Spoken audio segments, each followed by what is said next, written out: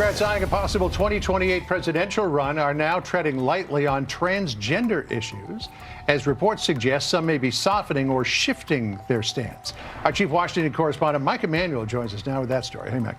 Hi, John. Yeah, California Governor Gavin Newsom did not seem sure how to handle the transgender issue when pressed by Ben Shapiro. Yeah, I think for the grace of God. Yeah. I mean, I appreciate the sympathy. I also feel terrible for anybody who's suffering with any sort of I think it's mental or been physical the condition. case That's for terrible, but generations, for time immemorial. God bless.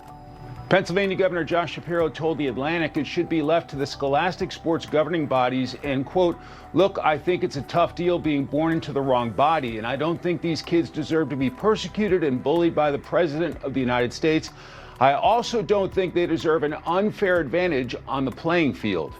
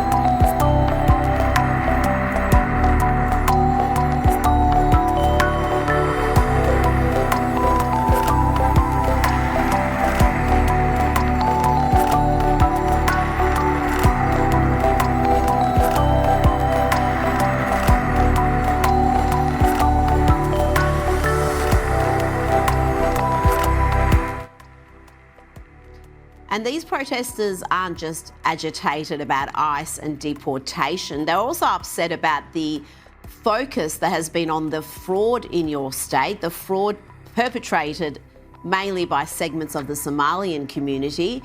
Tell me a little bit about that. Do we yet know the full scale of this fraud? Well, Rita, we know some of it. The Feeding Our Future scandal is kind of the headline here. It has been for the last 4 years. In the Feeding Our Future scandal, so far, 78 people have been charged, 57 have been convicted. There have been a couple of trials as well as guilty pleas, and there are more charges pending. That's a $500 million theft. But the assistant U.S. attorney who has prosecuted those Feeding Our Future cases says that they've been investigating the $18 billion in Medicaid spending in Minnesota over the last few years, and he's concluded that at least at least one half of that $18 billion has been stolen by fraudsters. So we're probably looking at a fraud here of $10 billion or more. Astonishing. And the next state that's going to have some scrutiny is going to be California. It'll be fascinating to see what's uncovered there. Your governor, the governor of Minnesota, Tim Walz, the man who could have been vice president, is going to step down. How culpable is he for the dysfunction in Minnesota?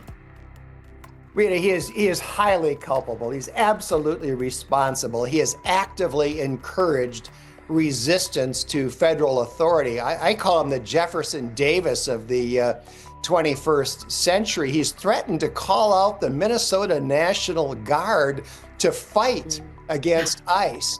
And he mused in a press conference about being at war with the federal government. The man is an absolute disgrace, and he bears a lot of responsibility for what is going on now in Minneapolis. You know what? He was a figure of mockery, really, throughout that presidential campaign. Tampon Tim, he was called, because he was putting tampons in boys' bathrooms across his state. But really, he is such a dangerous figure. And you think about that election 2024 now, and what would have happened if we did have a Kamala Harris, Tim Walz team in the White House today? Rita, all we can say is we're all grateful that didn't happen. I mean, Walz was a laughingstock during that campaign, but I think in the time that's gone by since, more people have realized that he's not just a laughingstock, he's really a menace. And, he is not running for re-election. He had announced that he was running for re-election. He's now changed his mind, is going to step down at the end of this term. And obviously that's because of all of the turmoil that has been going on. Now, you mentioned about the local police not maintaining order. That's something that has been noted by people who have been observing what's been happening in Minneapolis and elsewhere in Minnesota. We've had protesters just behave appallingly. Stephen Miller, the commentator, not the Trump administration Stephen Miller, he points out that in recent days, we've seen these protest groups chase innocent men out of a diner, attack an innocent guy on the street who was actually with them.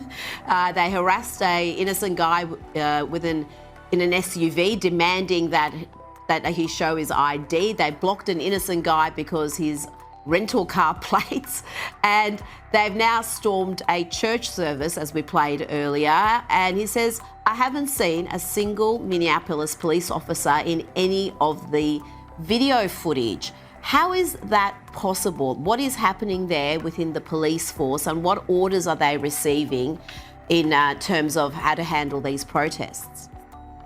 Well, it's because Minneapolis is a sanctuary city.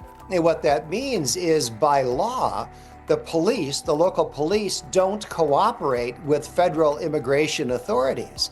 And that's terrible, because ICE really needs local police to do crowd control and maintain order. That should not be ICE's job, but that's not happening here. And so these ICE agents are being continuously harassed and interfered with. And that is by design. Minneapolis is legally a sanctuary city, and that is intended to take the local police out of the action and make it impossible to enforce federal law.